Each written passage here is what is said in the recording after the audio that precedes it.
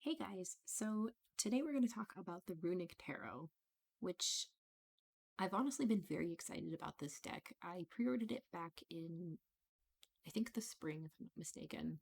And previously, I had been on the hunt for a Norse mythology themed tarot deck, and nothing fit what I needed and what I expected. So when I came across this deck, I was actually quite excited. I am aware of this artist who is Jack Saffron. I'm aware of his artwork.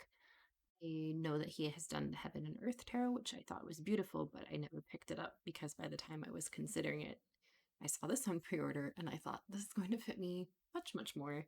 So the concept behind the Runic Tarot is to blend Norse mythology, the runes, and tarot all into one big system, basically.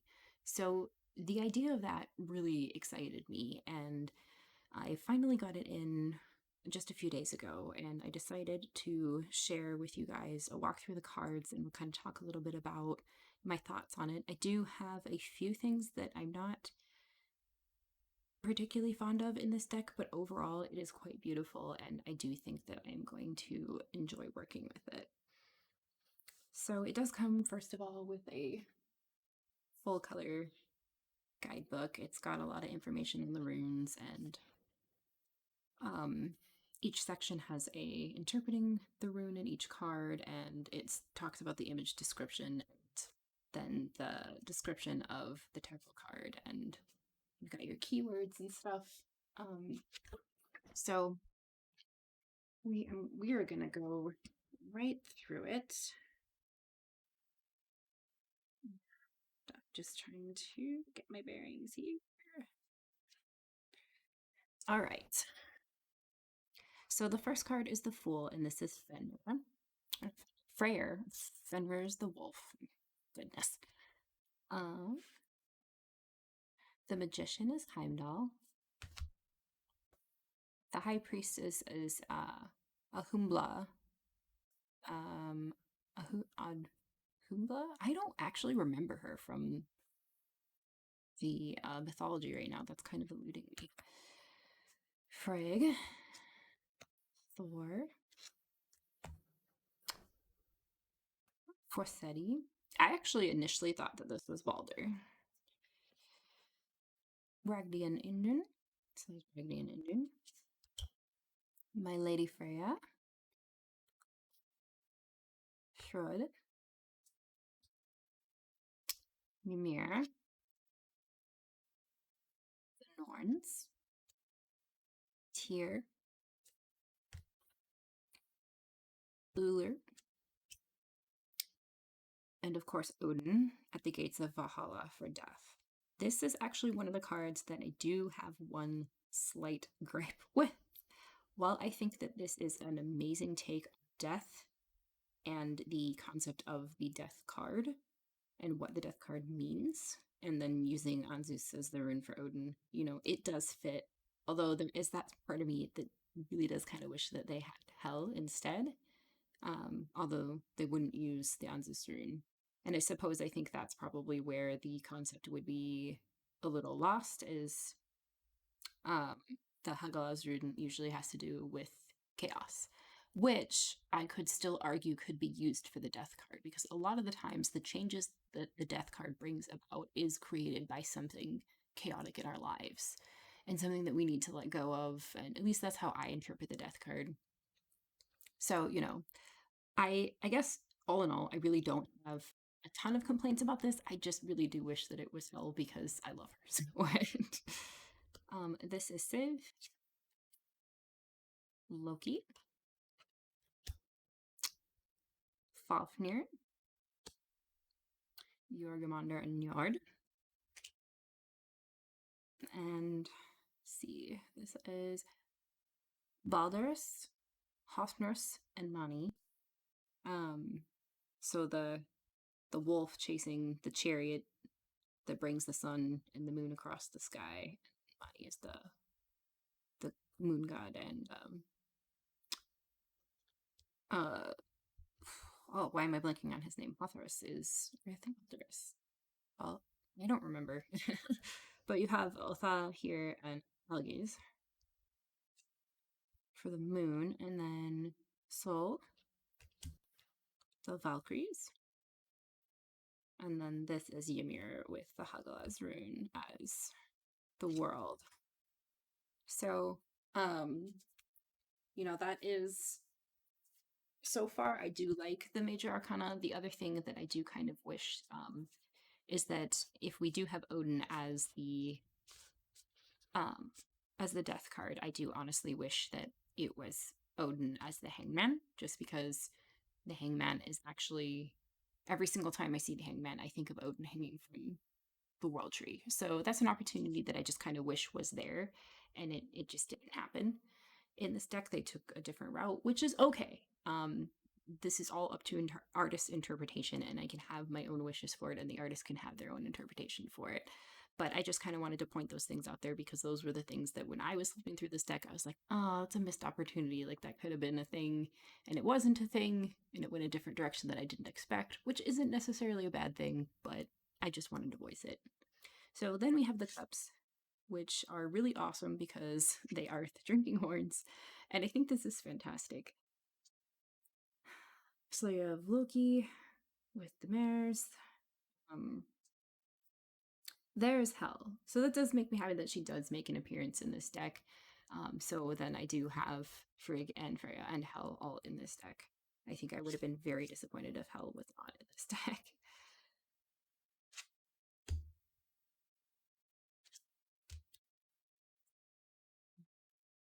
Drawing on the roots of Yggdrasil, and then you have Radaskor climbing up it, delivering his messages to Odin.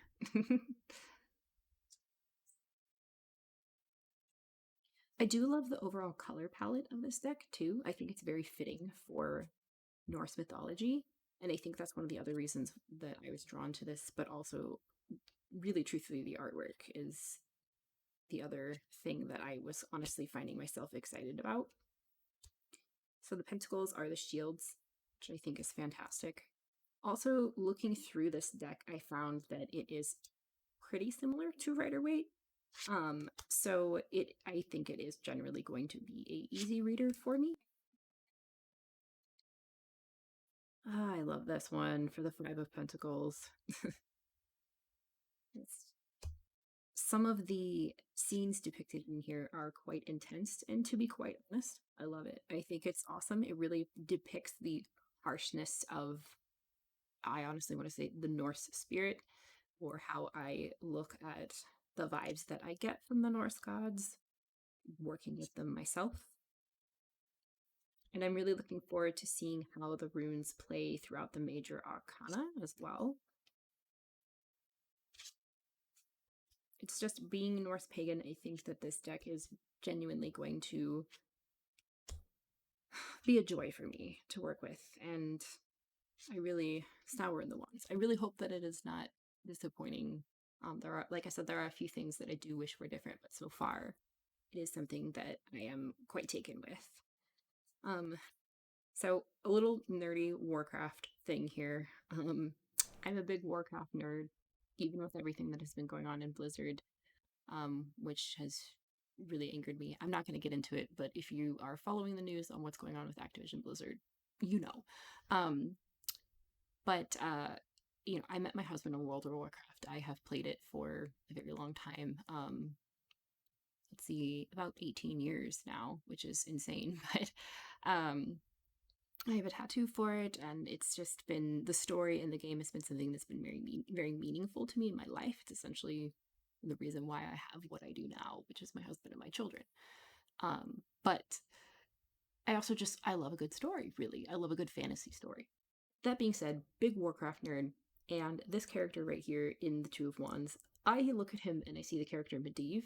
So if you are a Warcraft nerd, you'll know what I'm talking about. Even funnier, I named my cat, who I got almost a year ago now, Medivh. So it's just a little bit of an amusing nerd moment there for me. Now, this is another card that I honestly wasn't sure what to make of it. So I actually do want to kind of pull up the guidebook and quickly get a better understanding of what this card is trying to say when they chose the depiction for this. Um, let's see. So Five of Wands, which is, it's really has to do with conflict and an inability to trust and not coming really head to head with compromising ideas and, constricting beliefs and things like that. So I'm just curious as to why they chose to have this person being burned at the stake. It says someone has tied this person to a pole with leather straps. Their mouth hangs wide open. They're screaming curses at the unknown assailants. They wear dirty clothes, and the symbol of Thor's hammer hangs around their neck. A wood pile appears at their feet. The four others wield long sticks that are on fire. A crowd of people stands near tall homes in the background. No one appears eager to help. A single rune appears right over the figure's head, which is Isa. Um, Isa means external obstacles and difficulties to overcome. So I don't know.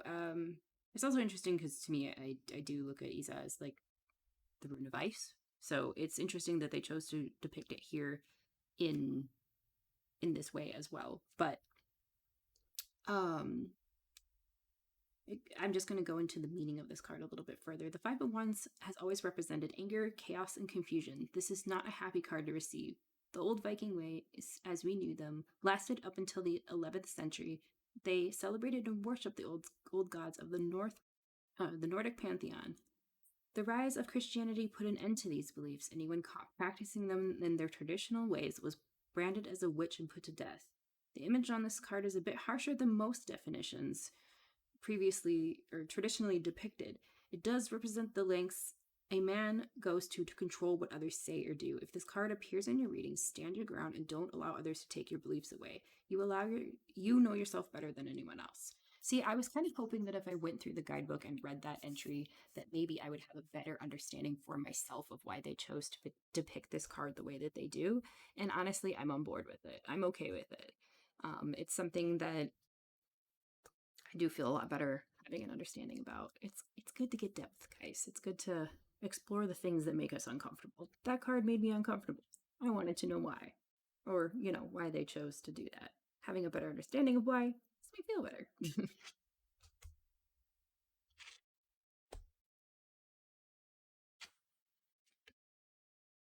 So the Ten of Wands, we have Odin watching over the nine realms. That is so interesting considering, and then you have Algiz right here, which is the rune of protection. Or it's always to me it's always been spiritual protection. I actually have that rune tattooed on my chest. But to me, when I look at this card and I look at Odin looking over the nine realms and then you associate with Algiz, my first impressions, knowing the Ten of Wands and knowing that it tends to be burden and the load is heavy, but you're carrying it and you're almost there. It can be hard to carry that burden as the Allfather has, and I'm just curious to kind of dive into that at some point too. I'm not going to go through and read another entry in the guidebook just because I don't want to make this video super long, but I'm curious to understand, this one as well.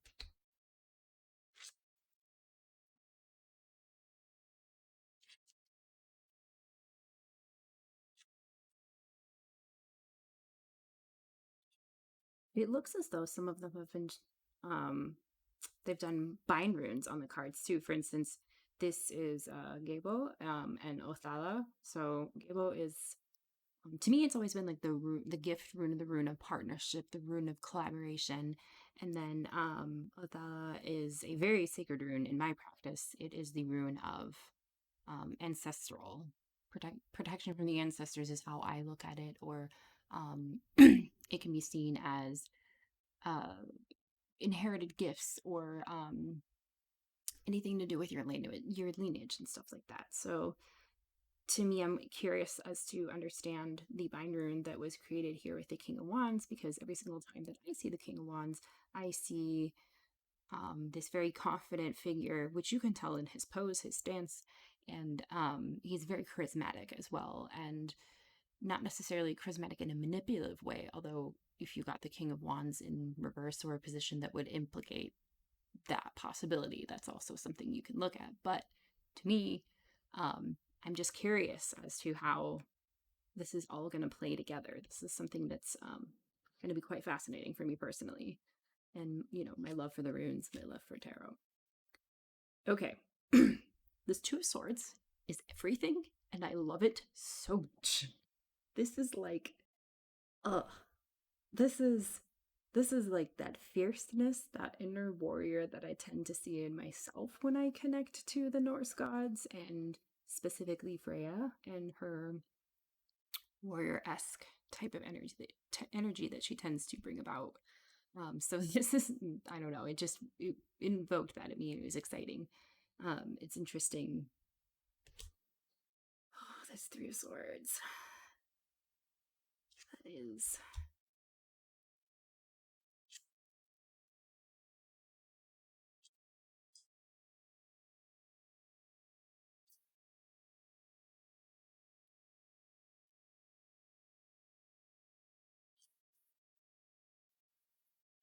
You know, it's also interesting to have a deck like this that connects to my ancestry, because I am 50% Scandinavian, and it was the ancestral lineage that I connected to the most growing up. It was what I was most curious about, and I heard so much from my grandfather, so who was, you know, full-blooded Swedish, and he used to tell me about the you know, the Norse and Norse mythology, and kind of some of the history of when Vikings came about, and you know, so to me there's also that connection as well. But so far I will say that although I do have a few things here and there that I wish were different in this deck, I do think that it is going to be something in my particular practice, being Norse pagan and being very connected to both the runes and Norse mythology. This is something that I think is going to be a very important tool in my practice. And I know that it's not going to be for everybody, especially if you're not really particularly connected to the runes and or Norse mythology. I'm going to say that this probably won't be as meaningful to you as it will be for me. But I personally am quite excited to work with this deck. And again, just flipping through it and knowing Rider-Waite-Smith, it is something that I do think also will read pretty easily. So that is a plus.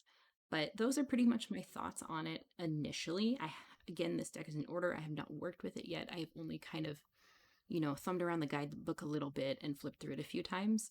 So you're still initially seeing my first impressions. I know this is a bit rambly, but to be perfectly honest, with everything that this deck entails and how much that weighs on my practice, I kind of had a lot to say. So I hope you guys enjoyed watching this video on the Runic Tarot. I also quickly wanted to share the backs too. Those are really cool.